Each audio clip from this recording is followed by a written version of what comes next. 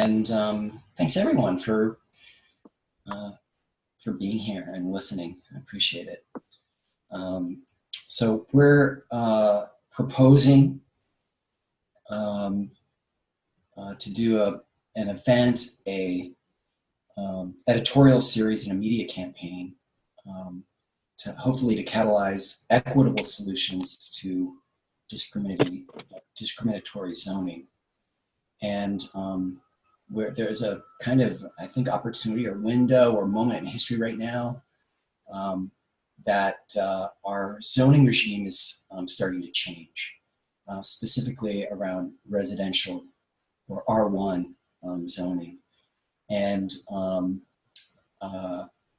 which, if done in the way that I hear it talked about, could actually make things worse. There is a kind of lack of awareness of the racial roots of our zoning regime and how that has disproportionately affected people of color, low-income people, immigrants, and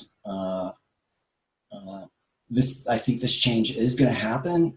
It's just how it's going to happen, and so the goal is to try to come up with solutions with the community, or catalyze the movement in a certain way that those who have been disproportionately impacted should disproportionately benefit.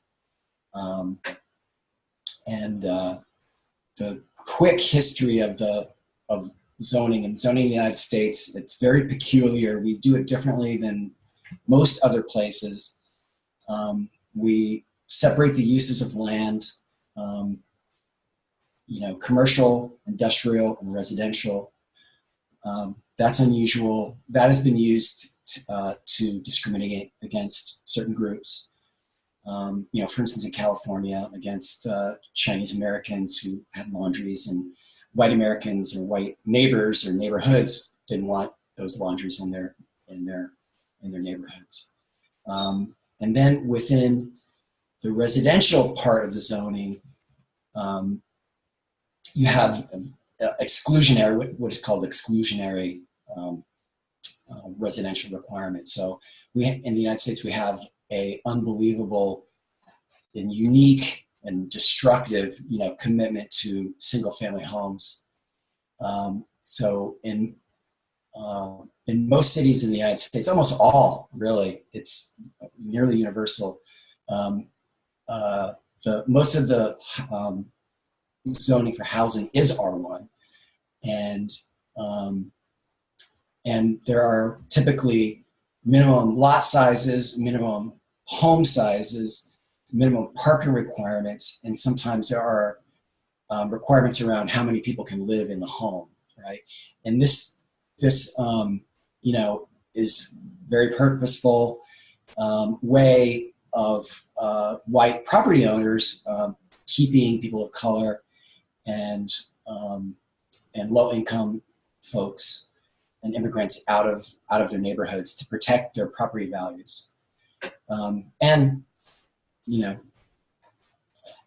to forward their racist preferences. This is constitutes kind of the basis of an apartheid, because if you separate people this way, then you can divide the pie, so to speak, unequally also. You can target more spending to white neighborhoods, and then the federal government piles on by really subsidizing the expansion of white suburban America, white middle class, mostly white middle class suburban America, post-war, and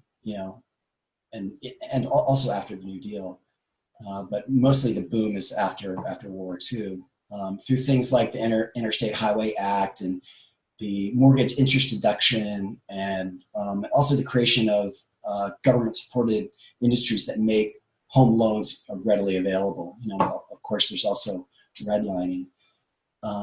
So unless that history is understood, this very nascent movement to upzone residential, and what that means is instead of is like in the case of Minneapolis, which just changed theirs. They're the leader, I think the first to do this really, is in their 2040 plan.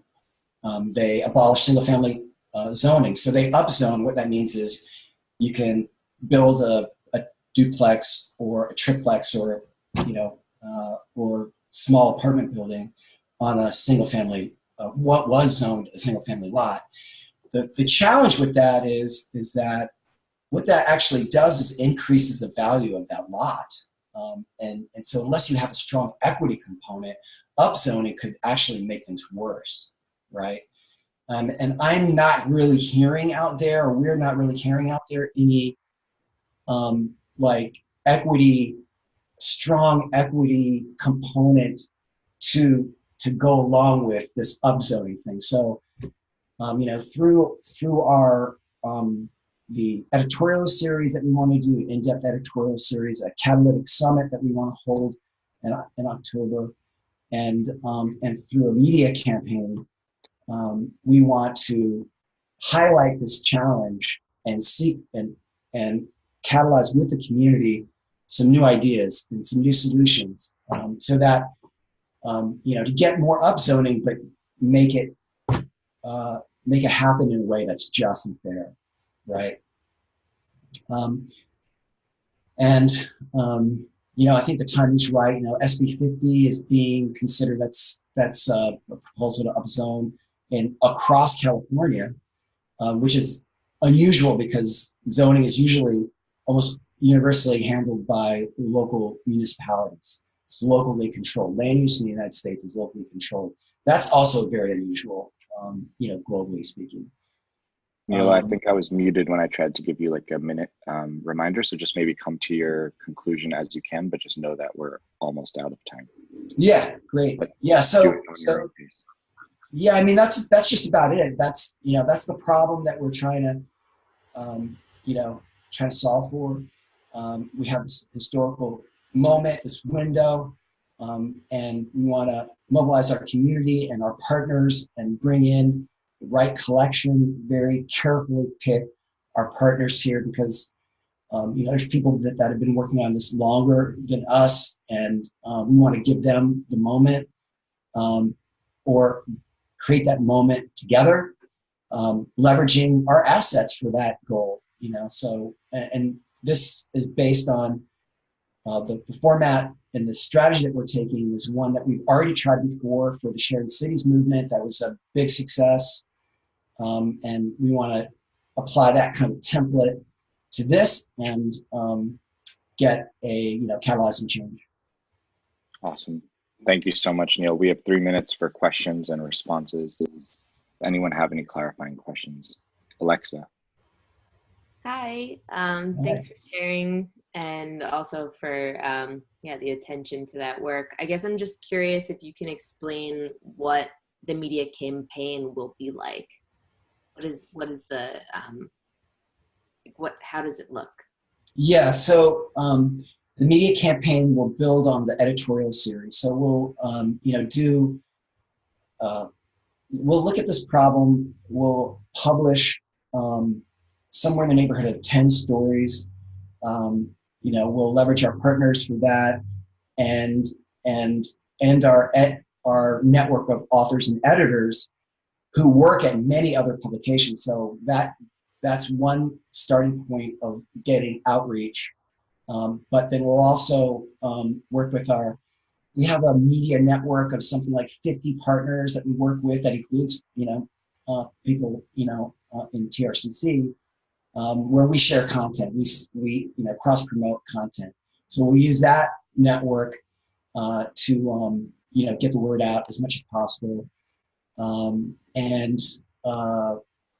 We also have now access to a database of this is something that PR organizations use, but we have access to a database where we can find the right people to talk to in the media about it also. And that's been one way that we've been tremendously successful, is when we start on a beat, we get other publications to pick that beat up. They look at us as like the cutting edge of certain things happening, and then they, go off like Fast Company, or The Guardian or HuffPo. They'll start covering what we're covering, and so we want to start that process. We want to start that cycle. Does that answer your? I'm not sure if that answered your question, Alexa, or did my best. Thank you. Yeah. Any last question for Neil before we move on? You have like less than a minute. If anyone has anything fast to clarify. I guess I have a quick question. I hope it's okay for this clarifying part. But is your focus on explaining the historical and current challenges around R1 zoning and the upzoning problem? Is there also an addition of like an element of solutions to that, like policies that are addressing that and sharing those solutions? I know Shareable does a lot of that. So is it mostly highlighting the problem and people can take that and find their solutions, or is it also highlighting solutions?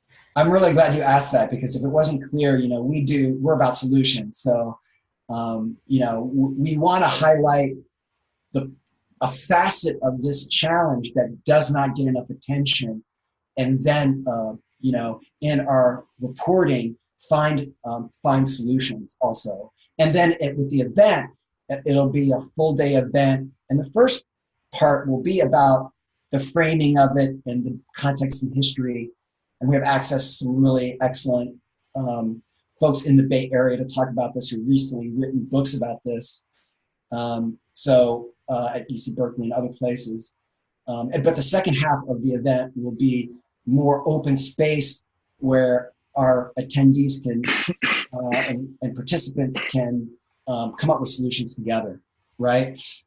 And then share the solutions, or at least preliminary outlines of those solutions with the group, and that would constitute the forward-going work, what we would do. In the case of when we did our Sharing Cities Summit back in 2011, one of the things that came out of it was a need for a policy guide. And then we ended up doing the first policy guide for sharing in cities. And then that led to our book, Sharing Cities, Activating Urban Commons. So yeah, awesome. We're really solutions focused. Thank you. Thank you, Neil. Wonderful. So we're ready to move on